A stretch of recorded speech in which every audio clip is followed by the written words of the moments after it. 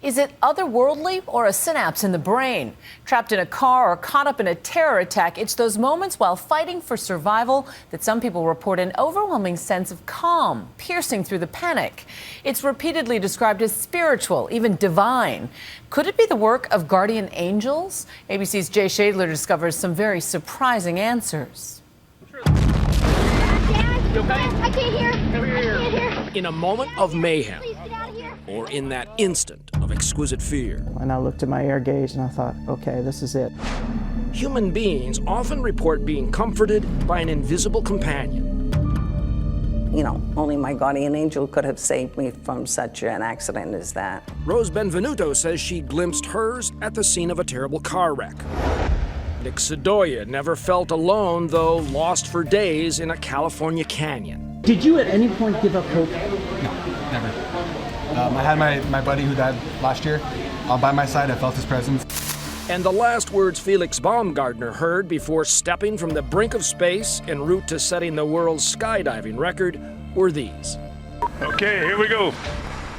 And our guardian angel will take care of you. Again and again and again, as my guardian angel was here. Who is the guardian angel? Well, that's the great mystery, isn't it? John Geiger, an internationally known explorer and author, has been investigating this phenomenon for years. His book, The Third Man Factor, lays out his theory. The stories are always similar, that there's a sense of another being, a presence, very vividly. There's never any fear or panic when this being appears. There's just a sense of calm, peace. It happened to Stephanie Schwab. I'm about as religious as a piece of wood. While cave diving for a research project in the Bahamas, she suddenly lost her guide rope. In an instant, her life was on the line. I suddenly realized that I was in trouble. I knew my heart rate, I could hear it bouncing in my ears. And I just kind of sat down on the floor and I started crying. Never cried underwater before. Only weeks before, Stephanie's husband and diving partner, Rob Palmer, had died in a diving accident in the Red Sea. And now, alone, she's facing her own dark death. Suddenly the whole cave just brightened up. And into that world floated the words of Stephanie's husband. Believe you can, believe you can't. Either way, you're right. And then I calmed down, and then I suddenly looked around and I saw what I thought was a thread, a white thread, which is my guideline is white. So I floated up, and lo and behold, it was my line.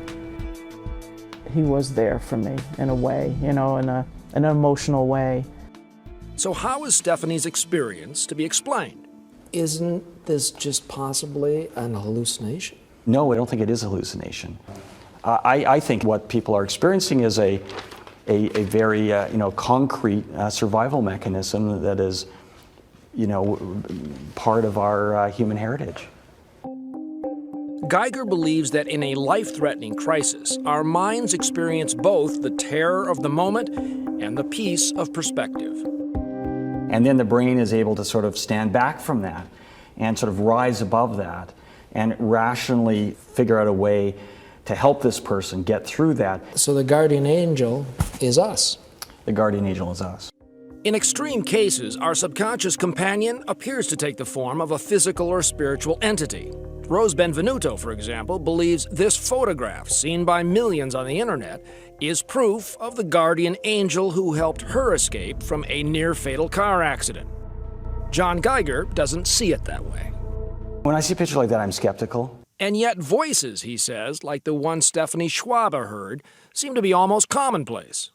And they'll always say they heard a voice, but then if I say, well, was it audible? Would other people have heard the voice? No. So there's a communication that's happening inside them. Sometimes the communication isn't with sound, but with images. A few weeks ago, Marty Hodges took his 2 teenage boys skiing in Colorado. Wide open spaces, perfect for a man with an extreme case of claustrophobia. But then, an avalanche. And I saw it just coming towards me. It's really fast. and I couldn't do anything. Then I finally, like, my goggles ripped off. Then I had snow coming down my throat. I couldn't breathe for like 15 seconds. For me, you know, when I was hit by the snow and I immediately was turned inside out in this complete blackness, I was sure I was going to die. But instead of being paralyzed by his claustrophobia, Marty's mind delivered an even more chilling vision and a reason to fight his way free. I could see myself literally at Denver International Airport, out on the tarmac, watching him go in an old-fashioned pine box, being slid into the back of a 757, you know what I mean? And I could see it very clear. Where did that image come from? I have no idea. Driven by that haunting image, Marty instantly made his decision. Battling through the snow, he was able to search for and then reunite with his sons.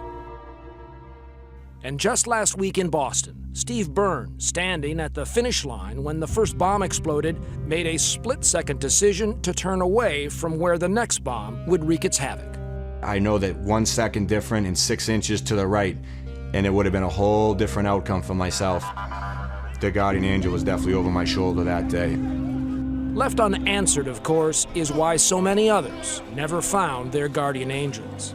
Still, in the end, all of these cases remind us again that it can be a very rough universe out there.